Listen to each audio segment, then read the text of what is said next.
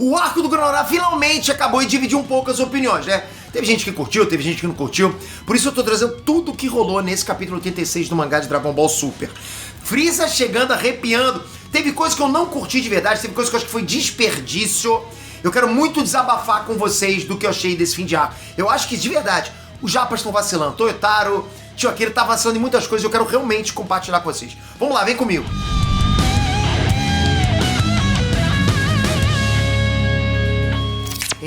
Peter aqui. Galera, presta atenção. Eu tô mais que ciente que esse arco do Granolah tem sim seus defeitos. Mas eu posso dizer pra vocês com certeza que esse capítulo 86 tiveram aí algumas coisas que surpreenderam bastante todo mundo, tá? Então realmente não é como se fosse um arco descartável, ok? Para com isso também se estiver só com a mente fechada pra isso, tá? Não é também como se fosse um arco que não faz a menor diferença em toda a obra de Dragon Ball. Teve coisa boa ali? Sim.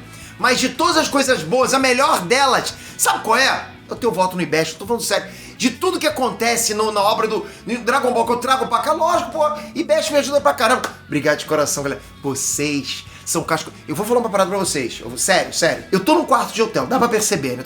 Não trouxe nem camisa de Dragon Ball. Falei, pô, deixa eu ver o que tem de camisa aí. Tô usando uma de DC, não quis usar Marvel, nem quis usar os outros animes que eu tô aqui pra não causar confusão. Mas eu tô fazendo isso porque eu gosto demais de fazer isso. Porque eu falei pra minha equipe, pô, eu não vou deixar de gravar só porque eu tô no quarto de hotel e deixar a galera órfã de assunto de Dragon Ball. Então, pô, é bom demais estar com vocês. Obrigado de coração. Então a ajuda de vocês com certeza é bem-vinda, principalmente pra manter esse trabalho em dia sempre. Vou deixar os links do IBEST aqui embaixo pra vocês darem aquele empurrãozinho que vocês estão dando. Vamos lá, galera. Bom, depois que o Granolah atingiu o gás com aquele super ataque lá, ele próprio ficou bem acabado, porque ele mesmo havia dito lá que condensou a vida dele pra ficar mais poderoso. Ele diminuiu a vida pra ficar mais poderoso. Isso desgastou muito o corpo dele. Pra evitar que o Granolah sofresse mais danos, o Monaito tentou usar os poderes de cura dele no Granolah. Só que simplesmente num passe de mágica, né? Como se fosse a fada da conveniência balançando a varinha lá de condão, o Monaito desperta o poder oculto dele. E agora ele pode recuperar instantaneamente todos os poderes do Granolah, do Goku e do Vegeta. Pô, esse é realmente conveniente pra caramba. Baita roteiro forçado, mas enfim, né? O problema, galera, é que mesmo que o Gás tivesse ficado extremamente ferido, ele ainda não tinha morrido, né? E ele acabou condensando mais ainda a vida dele, deixando até ele com um aspecto parecido com o de um zumbi. Ele tá cada vez piorando o tempo de vida dele. Mesmo nesse estado, o Gás ainda era o mais poderoso do universo. E mesmo ficando cada vez mais ferrado, ele não parava de lutar contra o Goku e contra o Vegeta.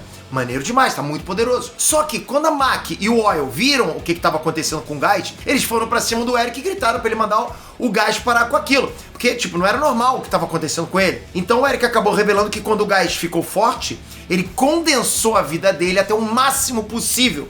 O problema é que quando ele falou isso, o Gás ouviu. Que é isso? Gás sempre complicando, né?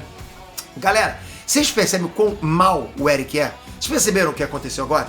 Em momento algum ele disse pro Gás que ele tava morrendo aos poucos. Ele não falou isso. Quando o Gás olha pro próprio reflexo na água do rio, a gente percebe o desespero dele quando ele fica sabendo, né, que ele tem só mais alguns segundos de vida. Imagina o baque de você saber que você tem mais só alguns segundos de vida. Quando o Eric falou pro Gás pra ele lutar como se a vida dele tivesse prestes a se esgotar, o Gás tava achando que aquilo era pura motivação. Tipo um coach, né? Mas ele realmente estava esgotando a própria vida, literalmente, em troca de poder, sem saber disso. Mas, tipo, não dá pra tu saber. Pô, se eu viro pra você e falo, luta como se estivesse lutando no seu último segundo de vida. Pô, olha que bacana, olha as palavras do Peter. Mas não é isso, né? O Eric basicamente sacrificou a vida do próprio irmão para realizar o plano dele. Ele tratou o próprio irmão como uma peça de xadrez que podia ser sacrificada. E o Gás, como era muito fiel ao Eric e ao mesmo tempo muito inocente, né, dos atos que ele estava cometendo ali, dos atos dele, acabou caindo nessa armadilha do Eric. Sacanagem. Olha, eu vou dizer uma coisa pra vocês, né? Aliás, vou dizer mais, né, porque o vídeo não acabou.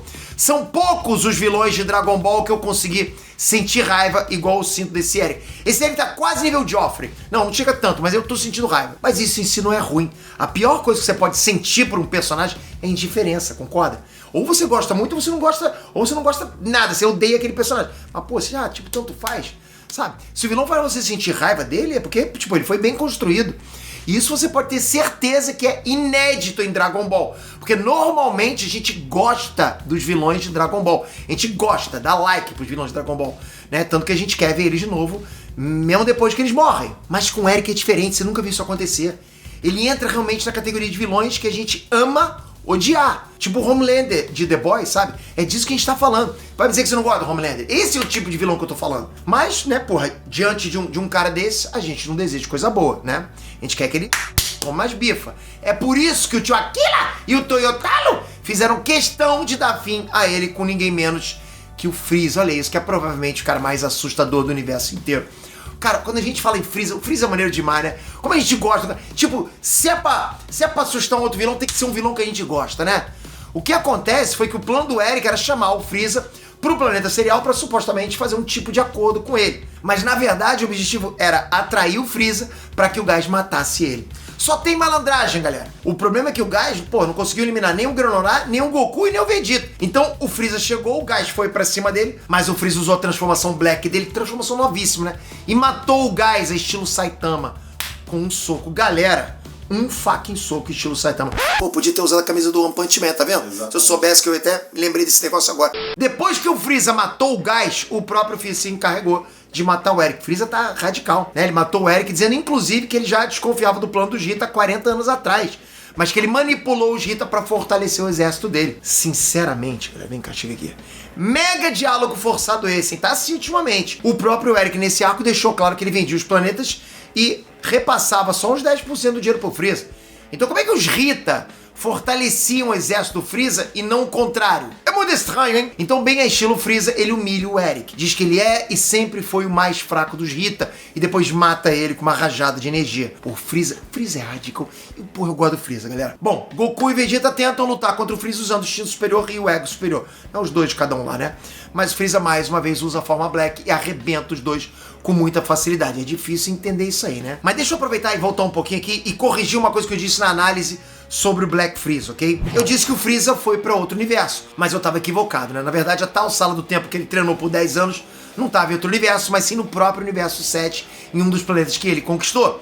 Então ele tava lá. Era como se ele realmente estivesse em outra dimensão. Dito isso, eu acho que agora eu consigo entender o porquê o Toromo não considerou o Freeza quando o Eric pediu pro Gás ser o mais forte do universo. Agora faz sentido. Peço até desculpa por esse meu vacilo, né? A gente não acerta a todos. No momento que o Eric fez o pedido, provavelmente o Torombo, né, escaneou o universo inteiro e naquele momento ele não viu o Freeza, né? Se ele não viu o Freeza, ele não deve ter percebido que naquele instante bastava o Gás ser mais forte que o Goku, o Vegeta e o Granolah, que pronto, né? Ele já seria o mais forte do universo. Isso inclusive já entrega que cada dragão das esferas tem uma visão muito limitada das capacidades dele, né? Eles não são oniscientes, e o próprio Shenlong já mostrou isso antes. Por fim, o Freeza pergunta a Maki e ao Oil se eles gostariam de ser cozinheiros e serventes da nave dele. E eles obviamente topam, né? Óbvio. Por mais que essa cena seja tipo um alívio cômico, né? Ela reforça mais ainda a psicopatia do Freeza. A Maki e o Oil acabaram de ver os dois irmãos dele sendo mortos pelo Freeza.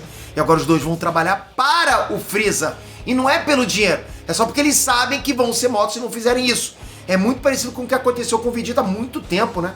Porque depois que o Freeza matou todos os Saiyajins, o Vegeta teve que se contentar a ser tipo um cão de guarda do Freeza. Isso é muito humilhante, né? Ainda mais sabendo que os Rita eram do alto escalão dos piratas espaciais do universo 7. E agora eles todos foram rebaixados a um cozinheiro e um servente. E aí, por fim, o Freeza simplesmente leva os dois embora e deixa o Goku e o Vegeta lá.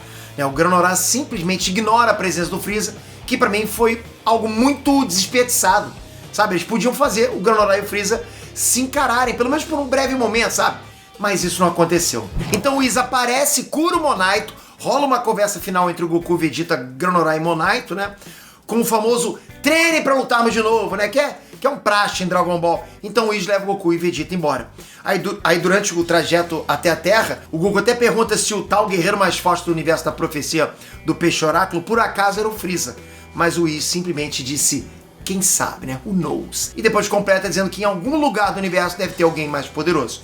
Esse, pra mim, foi de longe o pior diálogo desse arco inteiro, porque ele simplesmente tirou toda a importância da profecia do Peixe Oráculo, que foi exatamente o que criou o hype dessa saga. Porra, não faz sentido isso pra mim. A partir do momento que o Whis disse isso, basicamente ele tá dizendo que o tal cara da profecia pode ser qualquer um, né? E que esse posto de mais forte do universo é uma coisa que fica oscilando, ou seja, uma hora o Goku, outra hora o Vegeta, depois o Granolah, depois o Gás, depois o Freeza, e aí por fim chega um novo personagem e rouba esse posto, né? Pô, tipo, tá sempre oscilando. Mas se é algo que oscila então, pra que a profecia de um oráculo? toda a importância dessa profecia foi jogada no lixo. Então, realmente, esse fechamento, na minha opinião, tem alguns erros bem graves. Mais ou menos serviu pra mostrar que o Freeza tá no jogo ainda, né? E que não dá pro Goku e pro Vegeta se contentarem com os poderes que eles têm. Até porque quanto mais aberto o final fica, mais dá pra explorar esse universo.